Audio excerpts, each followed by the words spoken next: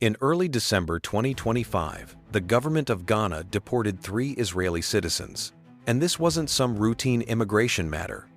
This was a direct response to what Ghana's Ministry of Foreign Affairs is calling the traumatic and unjustifiable treatment of Ghanaian nationals at Israel's Ben Gurion Airport. And what is striking here is how fast it happened, because there was no drawn-out negotiations or any kind of waiting around.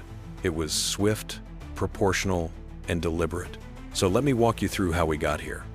On December 7th, a delegation of 7 Ghanaians, and this included 4 members of parliament, by the way, they were traveling to an official cybersecurity conference. They land in Tel Aviv, and they are detained just like that. After hours of interrogation, 3 of the 7 are denied entry and sent back to Ghana. Now, within 72 hours, and I want to emphasize that 72 hours, Ghana responded. Israeli nationals that were arriving at Accra's Kotoka International Airport were denied entry and put on outbound flights.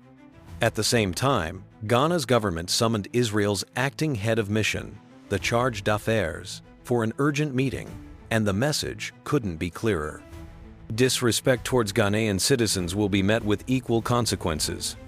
This is all happening, I should say, during a period where we are seeing some African countries take much more assertive foreign policy positions. So what I'm going to do here today is break down exactly what happened, the timeline of this confrontation, the specifics of Ghana's response, and what this could mean for relations between Ghana and Israel going forward. Let's get into it. So Ghana initiates what can only be described as a significant diplomatic action, expelling 3 Israeli citizens in a direct, calculated response to Israel's deportation of Ghanaian nationals. And this move, it is signaling something. It is signaling a shift in how Ghana approaches foreign policy. Ghana's Ministry of Foreign Affairs confirmed the expulsions, and they didn't mince any words while delivering their message. They said the decision was a consequence of the humiliating and unacceptable treatment their citizens endured in Tel Aviv. The catalyst, again, was that December 7 incident. 7 Ghanaians, including 4 parliamentarians heading to a cybersecurity conference, detained and interrogated. 3 of them denied entry and sent back to Ghana. Now here is why this is notable. Ghana's response represents a departure from its historical diplomatic posture. I mean, think about it. Ghana has an existing agreement with the United States to accept deportees, and that policy has never involved reciprocal actions against U.S. citizens. So this is different. This is fundamentally different from how Ghana has historically operated in its international relationships. The government framed this as a defense of national dignity and a necessary assertion of sovereign equality in the international system. Samuel Okudzeto Ablakwa, he's a member of parliament and the ranking member of the Foreign Affairs Committee. He publicly articulated the government position. He said essentially that the mistreatment of Ghanaians will not be tolerated, that Ghana would no longer accept a double standard where its citizens could be humiliated abroad without consequences for the citizens of the offending country. But the incident at Ben Gurion Airport back in Israel, it involved details that went beyond a standard immigration dispute, because there is more to this. So what actually happened at Ben Gurion Airport? Because reports from Ghanaian officials, they are indicating that this wasn't a routine security check, not even close by any stretch of the imagination. The delegation was subjected to prolonged detention and intensive interrogations. According to Ghana's official statement, the travelers' phones were confiscated during this hours-long ordeal. The 4 members of parliament, and remember these are people traveling on official business with valid documents, they were treated as potential security threats. The Foreign Ministry described the experience as traumatic and added that the travelers appeared to have been singled out without, for lack of a better word, any clear justification. And I want to be clear here, this wasn't about irregular migration. This wasn't about people traveling on questionable documents or attempting to enter Israel under false pretenses. This was about the treatment of accredited representatives of a friendly nation, people with official governmental roles traveling for legitimate diplomatic purposes. The official nature of the delegation's visit made the detentions and the deportations particularly controversial back home in Ghana, because for the Ghanaian government, the handling of its elected officials by a partner country, This was seen as a breach of diplomatic respect and a violation of the mutual regard that should exist between nations that maintain formal relationships. And that perception, it prompted the decision that the response had to be firm, that it had to be visible, and that it had to be a clear assertion of sovereign rights and national dignity. So Ghana's government executed a direct and unambiguous countermeasure. Now, within 72 hours of the Tel Aviv incident, Ghana implemented its response because at Accra's Kotoka International Airport, 3 Israeli citizens who had just arrived were denied entry and placed on outbound flights back to Israel. Ghanaian immigration authorities processed the individuals, formally revoked their entry permits, and escorted them to their departing aircraft. There was no drama, no public spectacle, just efficient administrative action that mirrored exactly what had been done to Ghanaian citizens in Tel Aviv. In justifying the action, Ghana's officials cited the principle of reciprocity under international law.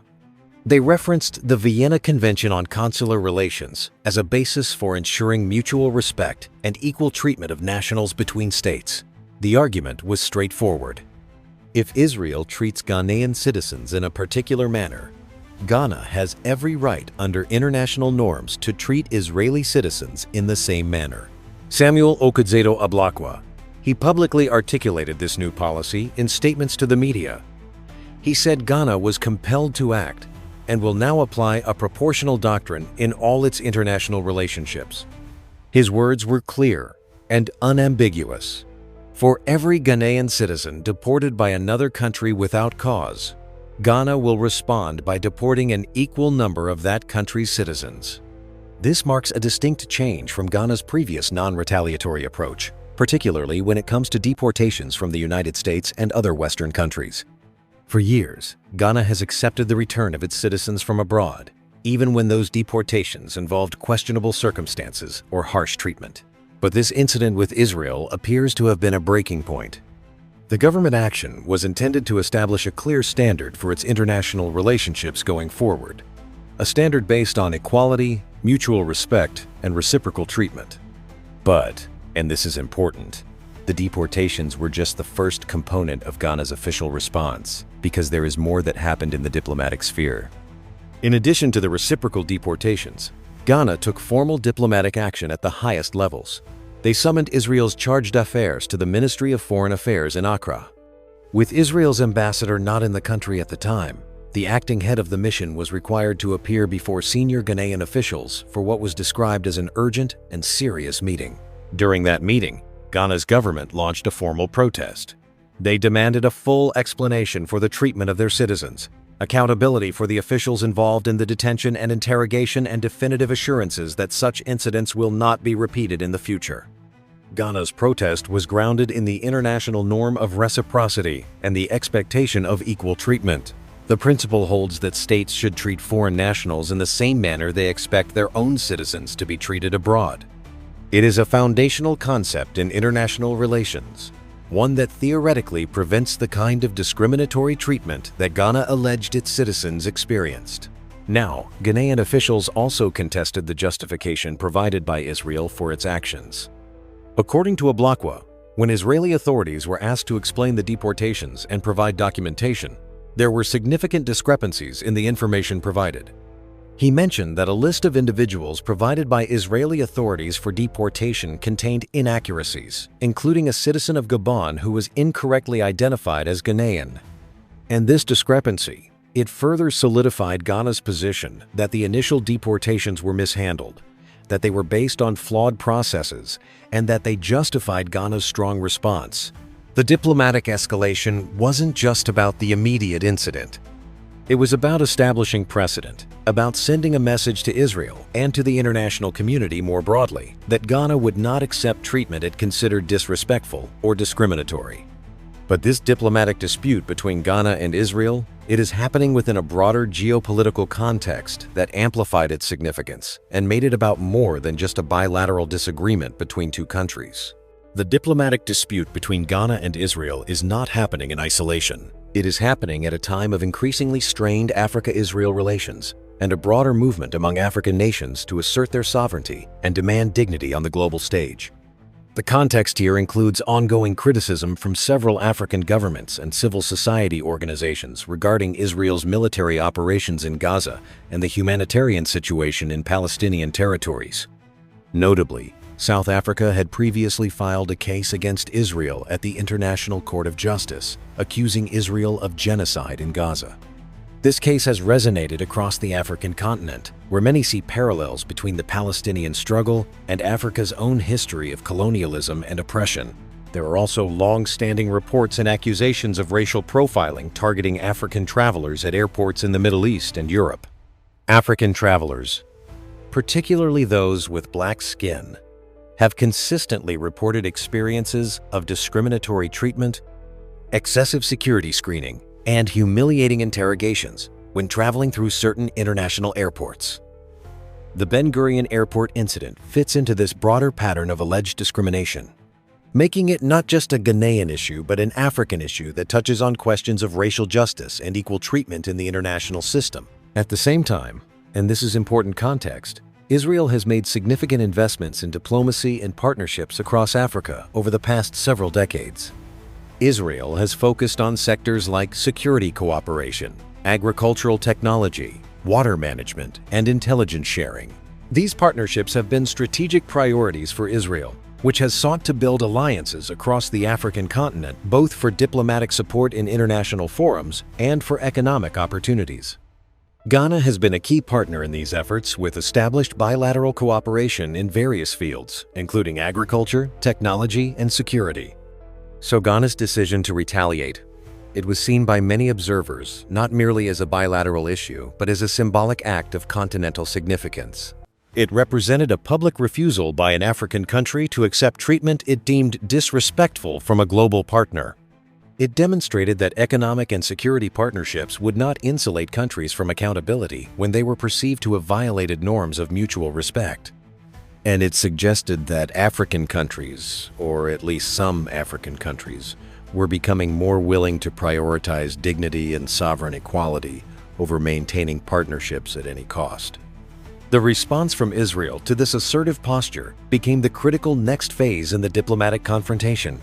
Now, following Ghana's reciprocal deportations and the formal summoning of its diplomat, Israeli officials initiated direct engagement with Ghanaian authorities.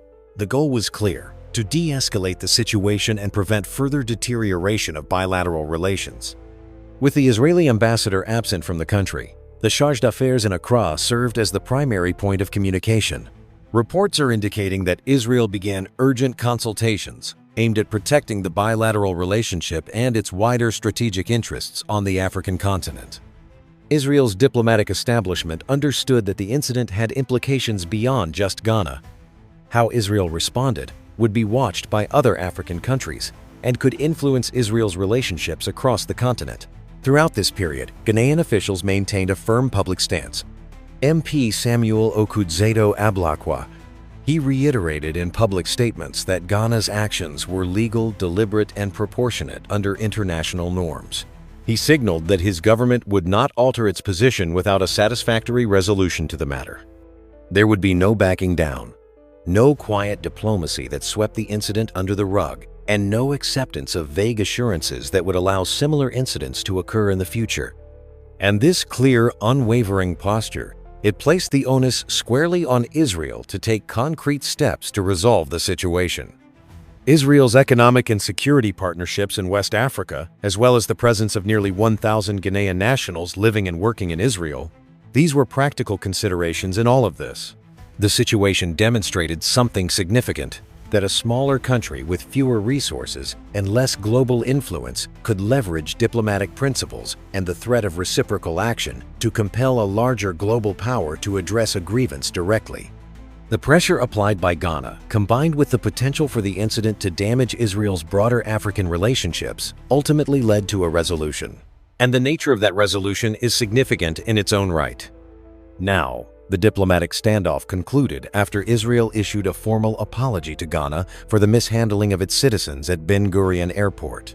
The apology was confirmed publicly by Ghanaian officials, who characterized it as a satisfactory acknowledgement of wrongdoing. This resolution marked a notable moment in African diplomacy, and in the assertion of African dignity on the international stage. An African states firm reciprocal action led to a Western-aligned nation acknowledging fault and apologizing for its treatment of African citizens. Following the apology, both countries agreed to restore normal relations, to review airport procedures to prevent future incidents, and to ensure mutual respect for each other's nationals in all future interactions. The incident established a clear precedent for what Ghanaian officials have termed a doctrine of proportional reciprocity. The policy sends a message that Ghana is now prepared to meet the unfair or discriminatory treatment of its citizens abroad with equal consequences for the citizens of the offending country. In this event, it may have broader implications for the continent of Africa because other African countries are watching. They are seeing that it is possible to stand up for national dignity without catastrophic consequences. They are seeing that reciprocal action, when grounded in international law and executed with precision, can be effective. And they are seeing that partnerships with more powerful countries do not require African nations to accept humiliation or disrespect as the price of maintaining those relationships. Other African countries may be influenced to adopt similar policies when faced with diplomatic disrespect or discriminatory treatment of their citizens abroad. Foreign governments may become more cautious in their treatment of African travelers because they now understand that at least some African countries are willing to respond with concrete consequences rather than just diplomatic protests. And this incident is now being viewed as a concrete example of an African nation successfully asserting its sovereignty and demanding dignity in the international system, not through rhetoric alone, but through decisive action backed by international legal principles. Now, if you watched to this point, this is where we talk about geopolitics from Africa's own point of view. It is not every time we bring you stories like this. And I must say I am impressed with how the government of Ghana handled this situation. Every other country in Africa would simply ignore it like it never happened because almost every time they are always afraid. They are always afraid to challenge a non-African country because we always see ourselves as inferior. We have internalized a sense of subordination that makes us accept treatment that no self-respecting nation should tolerate. But thank goodness Ghana changed the story. They didn't back down.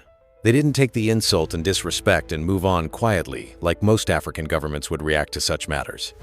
And I am hoping that this example that Ghana has set with Israel will be replicated by every other country in Africa because the disrespect that people with black skin are facing out there in international airports, in visa application processes, in all their interactions with immigration systems in foreign destinations, it has to stop. Black skin does not mean inferiority. Black skin does not mean we are subhuman. We are as intelligent. We are as capable. We are as deserving of respect as any race can be on this planet. And we demand to be respected. And Ghana has set an example in this matter that should be studied and followed by every African nation that values its dignity. Now tell us what you think about this. Are you impressed with how Ghana handled this situation?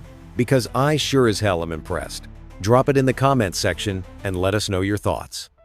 And if you want to continue to see my content, maybe consider subscribing and turning on those notifications so you don't miss future analysis like this. I am still your host, and I will see you in the next one. It's a bye-bye for now.